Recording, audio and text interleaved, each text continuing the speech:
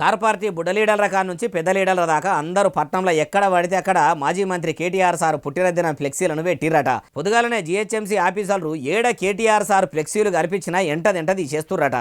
ఇట్లా మా కేటీఆర్ సార్ ఫ్లెక్సీలు ఎందుకు తీసేస్తుర్రు, ఎవరు తీసేయమన్నారని అడిగితే ఈ అమ్మాయి ఏమంటుందో ఈనుండ్రి.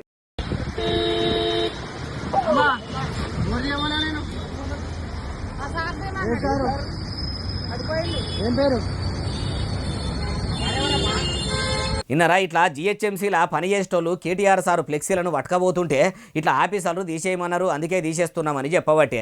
అయినా కేటీఆర్ సార్ అంటేనే ఆపద్బాంధవుడు, అనాథరక్షకుడు, కో అంటే ఓ అంటాడు, అన్నా అంటే నేనున్నా అంటాడు, అర్ధరాత్రి పోయి తలుపు కొట్టి అన్నా నాకు ఆపతి ఉంది అంటే ముంగట ఉంటాడు.